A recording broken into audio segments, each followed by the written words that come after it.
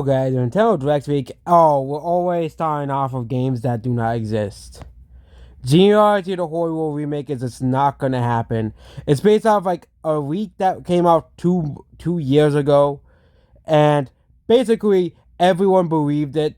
It was leaked to the wind. It was leaked to the Zelda remakes. Remember those, obviously, you know. And I just don't want like. What's next? We're gonna have the Zelda remakes back too, and South gonna be in the next Smash Bros or something like that. You know, yeah, it was around the time when there was supposed to be Zelda remakes, and Sato was go for some reason. Oh no, it wasn't Sato. It was Cosmos. Sorry, but there was a strange trend afterwards for Sato and Smash Bros. Even though he was already a assist trophy as well. These are the same people who believe that Cosmos is gonna be the next playable character, and there'll be Zelda remakes for the Switch One, which never manifested as well. Then we have brand new 2D Wario Land, which again is another IP we haven't seen in a while, but again, Nintendo has been bringing back long dormant characters like King K. Rool, bringing back, Thousand the Door because the fans wanted it back. New Wario Land / Wario World is something that fans have been asking for a long, long time, so that isn't too surprising. Teaser for the next mainline 3D Zelda. I just don't think they'll announce a 3D Zelda game already.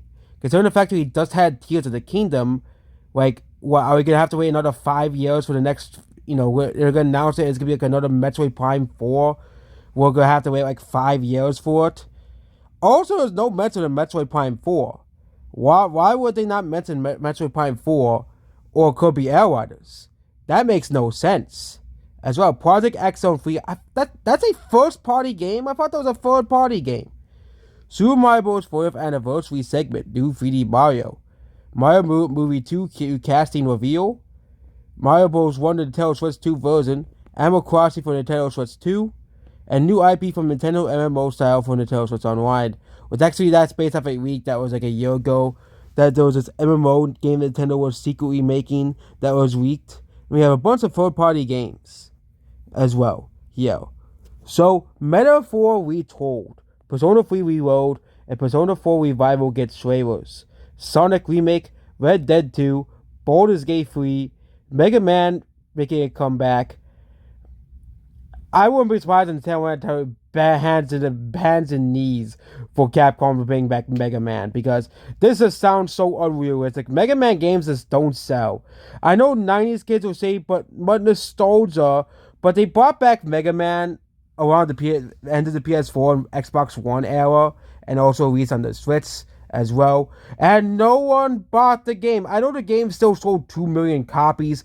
Like a certain other game sold 2 million copies and was sold as a huge success. But Mega Man is just not as successful as Capcom's other IPs. It is not a Resident Evil. Yes, 90s kids will be happy, but most people, normal people, are going to want to see games like Monster Hunter Wilds or the new Resident Evil, not Mega Man, okay? Not Mega Man, okay? Because guess what? Monster Hunter Wild sold like over 10 million copies, and Resident Evil likely sell over 10 million copies. Hollow Knight Silk Song release date / trailer, Dragon Ball Sparkling Zero / crossplay, Ace Attorney 7, Doom the Dark Ages, Elden Ring, Final Fantasy 7 Integrate, and Castlevania. We have updates as well here. Oh, yeah, now we have things about the games that existed. Okay, but just to get its first update, its full ad system customization, themes, and music feature similar to 360 will be added in a free update. New award system for Nintendo Switch Online to replace the old one that was for the Switch 1, and release dates for games that we already know about as well. This week is, I think, probably fake. Mega Man coming back, I think, is even more fake than the Genealogy of the Holy War remake as well, because I just don't see Mega Man making this huge comeback. I know, people want Mega Man to be back, but it's just the sales aren't there for Mega Man. Okay, that's just the absolute truth. Yeah, okay. There isn't enough sales, people buying Mega Man games, okay, for Mega Man to have this huge comeback, okay? It isn't Crash Bandicoot or the Crash Bandicoot original trilogy sold tens of millions of copies on the PS1. Well, it makes sense that people would want to see Crash Bandicoot, Another IP that I think that wouldn't do too well, despite people demanding to come back, is Banjo-Kazooie. Okay, I think we should just leave Banjo-Kazooie and Mega Man to rest in the past.